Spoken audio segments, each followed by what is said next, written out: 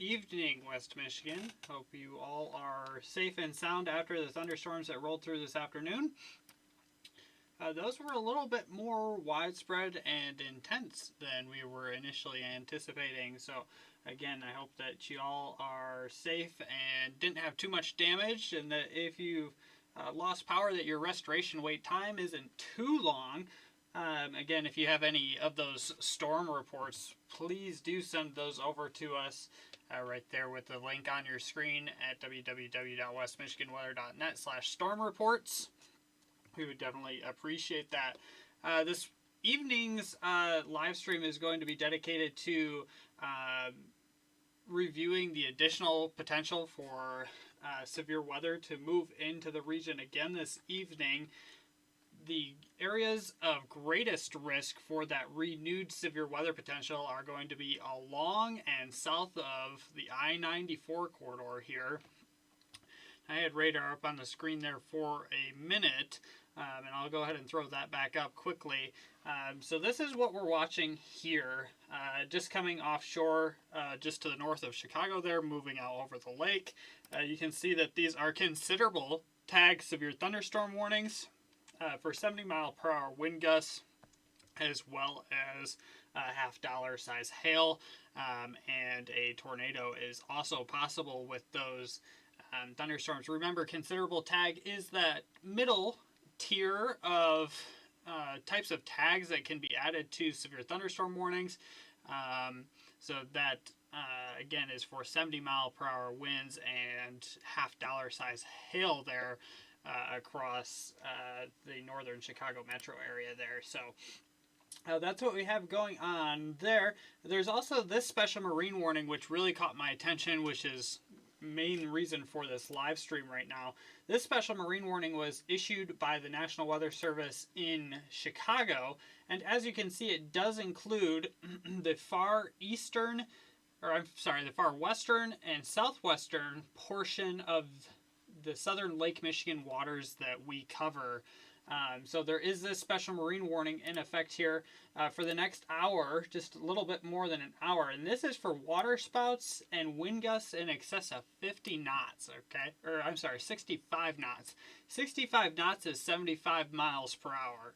So those will very easily do some pretty intense damage if this storm can sustain itself as it crosses the lake and reaches the I-94 corridor here. Again, this is going to be where our greatest potential for additional severe weather is. These storms are moving off to the east and southeast at about 30 knots. So that's about 35 to maybe 40 miles per hour. We'll go ahead and throw a storm track on there really quickly just to get some ideas of impact times, and to be on the safe side, we'll say it's moving at 40 miles per hour. All right, so here are our Michigan cities. So Stevensville in about the next hour and a half. Shoreham, same thing. St. Joseph, same thing. New Troy, all of you guys, same thing. In about the next hour and a half is when we're going to be looking for renewed severe weather potential here this evening. Go ahead and move this monitor over here so that I can actually look at you guys. So we have this going on here on the north side of Chicago. Again, this is what we're tracking moving into lower Michigan, along and south of the I-94 corridor here in about the next hour and a half. Maybe reaching the portions, the western portions of Kalamazoo and St. Joseph counties there, and maybe about the next 2 hours to 2.5 hours. But for anyone along the lakeshore here south of South Haven, about the next hour and a half is what you're going to be looking for these thunderstorms, if they can survive the trip across the lake and maintain their intensity there. Again, this big purple box here is a special marine warning for 65 knots and water spouts. 65 knots is the equivalent of 75 miles per hour. And again, if that were to be the case, the National Weather Service would most likely issue that considerable tag, if not a destructive tag, warning, severe thunderstorm warning across lower Michigan here south of I-94, south of South Haven there. Again, if this storm does maintain its intensity. In terms of the remainder, sorry about that. In terms of the remainder of western lower Michigan, you can see here all of our activity that moved through the region earlier is now generally south of the state line here, over in Toledo and Cleveland, impacting those areas.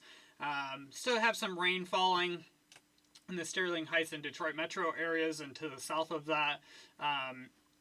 In terms of renewed severe weather potential here, not seeing anything of note, especially north of Muskegon. Anywhere south of Muskegon, Muskegon to Flint really, we could still see some additional showers and thunderstorms this evening, and that's based on the latest runs of the HRRR model, and we'll go ahead and discuss that here in a moment. But beyond, if you're north of Muskegon to Flint, anywhere north of that line there, you guys are probably in the clear for the rest of the evening. Anywhere south of that line, we could again see some additional showers and thunderstorms that could be strong to severe. We are seeing some atmospheric recovery with a little bit of daytime heating we had left there. And we'll go ahead and take a look at mesoanalysis as well here in the next few minutes. But south of I-94, along and south of I-94, so south of South Haven, south of Kalamazoo, south of Jackson, across southwestern lower Michigan there especially is what we're really focused on, again, over the next hour and a half here. So didn't realize I had that graphic up there that whole time. I do apologize. Again, anywhere north of Muskegon to Flint, just to recap quickly, north of Muskegon to Flint, you guys are in the clear for the rest of the evening. South of Muskegon, we may see some additional showers and thunderstorm activity, which could be strong to severe given some of the atmospheric recovery we've seen over the last hour or so, just given the little bit of daytime heating we had left there. But then south of I-94, south of South Haven, Kalamazoo, south of Jackson, across far southwestern lower Michigan, this is where we really have our greatest potential for additional severe weather, especially given that we did not see much in the way of activity across far southwestern lower Michigan and Berrien, Cass, and Van Buren counties there with that earlier round of storms that moved through. So the environment is pretty well untapped here. Do have some scattered showers, pretty light though in nature. And again, if this convection is already underway, and if it can survive the trip across the lake, this isn't going to matter a whole bunch. So we need to keep a really close eye on this over the next hour and a half. Jumping over to our models here, we'll go ahead and take a look at chat a second. Is the Cape still holding after the storms earlier? AMS, we're going to look at that right now. We'll look at both models, model soundings, as well as actual surface observations on the SPC's mesoanalysis page here. So this is our forecasted reflectivity. This is the latest run of the HRRR model. So these are our clusters, which are currently ongoing there near Chicago. It says a little bit further north than they actually are, but for general purposes, we'll say that's pretty accurate. We can see our earlier convection here, which has now moved generally south of Detroit there, and we'll see how this evolves. All right, so we do have some pretty intense showers and thunderstorms there along the I-94 corridor, and again, additional rain showers mainly is what it's looking there now south of Muskegon. Maybe some pop-up storms there, and that one's quite a bit further north. Hadn't seen that on previous model runs, but we'll continue to watch models. Taking a look at the environment here across southern lower Michigan. I want to try to get Berrien County in there, actually. There we go, that's a little bit better. So we do have quite a bit of surface CAPE still available there, but it's also being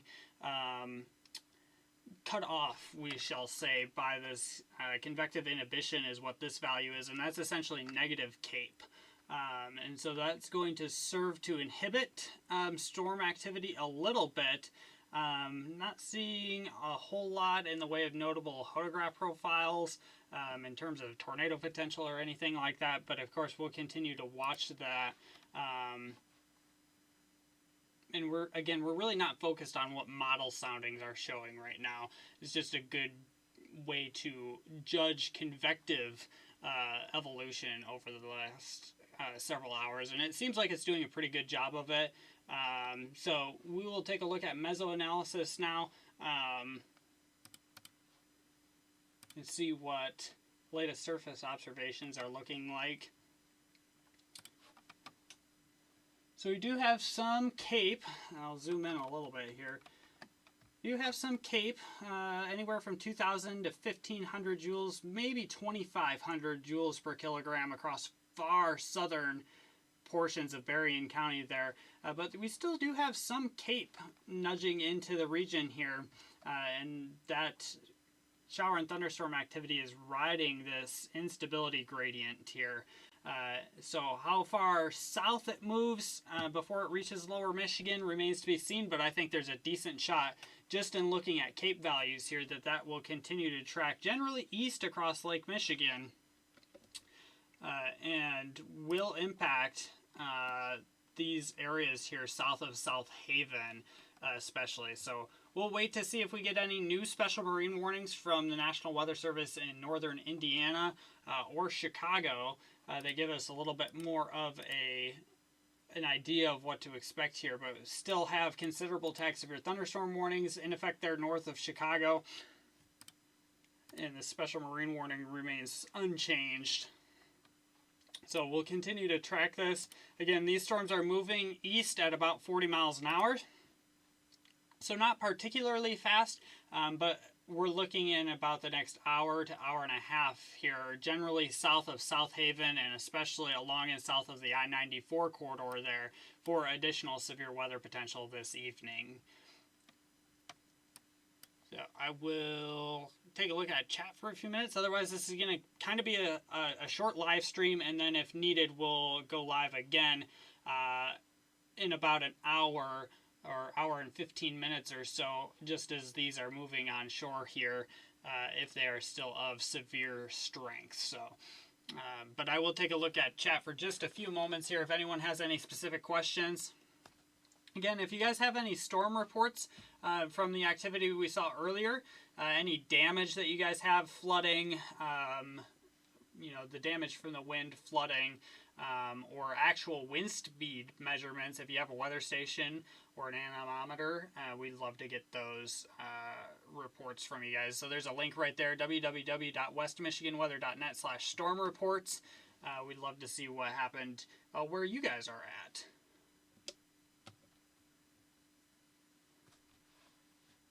All right, so not seeing any questions in chat, so I will go ahead and probably wrap this live stream up. Again, just wanted to give a quick update on what was expected for the evening.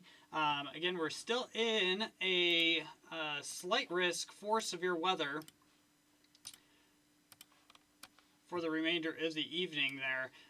Let me turn these alerts off quickly. For the remainder of the evening here, I would expect that at the 9 p.m. update, they will trim off the northern extent of this, leaving mainly the portions of the I-94 corridor there within that slight risk. But for now, everyone's still at a slight risk for severe weather. Again, that greatest potential is going to be focused along and south of the I-94 corridor there, south of Kalamazoo and South Haven, as that convection tracks from the Chicago metro east across the lake. So again, you got about an hour and a half here across Berrien, Van Buren, Cass, and St. Joseph and Kalamazoo counties until we're looking at more severe weather potential. So be sure to stay tuned and be weather aware, and we will go live at that time if needed, if those storms are still strong to severe. So is it going to hit Constantine? Constantine. My geography is not very good down here across southern lower Michigan. I believe Constantine is, in St. Joseph County. So yes, it could hit Constantine. All right, let me flip back to reflectivity here. I will go ahead and turn off our outlook there. So we're tracking these storms here as they continue to track east across the lake at about 40 miles an hour.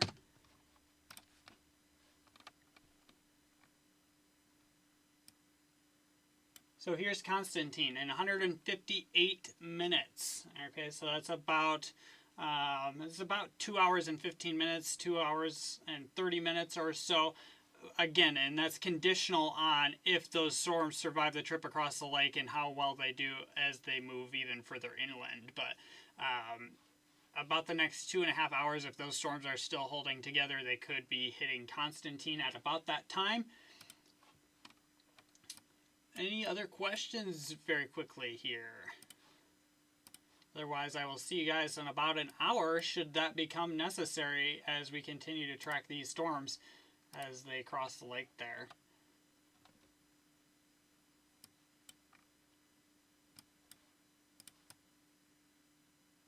Bad do you think it will get in Portage? It's hard to say how bad it'll be in Portage at this time. I know we had some storms move across Kalamazoo County there earlier, so that's going to depend on how much the environment recovered in here. Again, our axis of best instability, which is storm juice, is going to be right along in here. Let me draw this axis of instability here.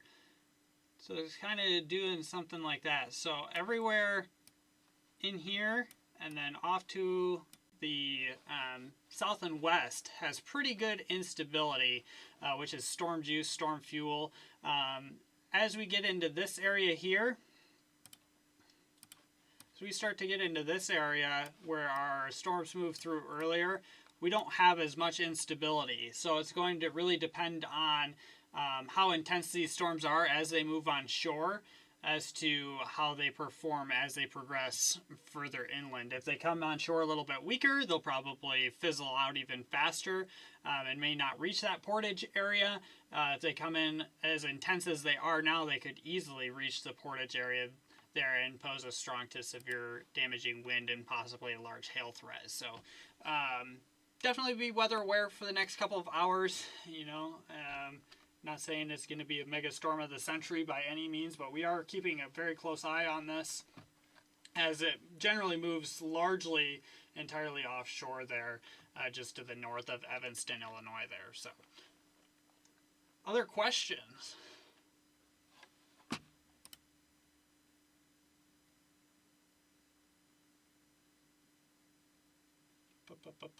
Sorry, just reading Discord to make sure I don't have any questions. In our Discord server. Laura, no problem. Happy to help. Alright, not seeing any other questions. Again, please stay weather aware for the next couple of hours, guys. We will go live again in about an hour, hour and a half, if these storms are still posing a severe threat as they move on shore there south of South Haven. So, thank you very much for tuning in, and hopefully we'll get some sleep tonight. But we'll be here if the weather decides not to cooperate with us. So stay tuned. Make sure you're following us and subscribe to our YouTube channel. We really appreciate it. It is free and it helps us out a lot. Thanks, guys.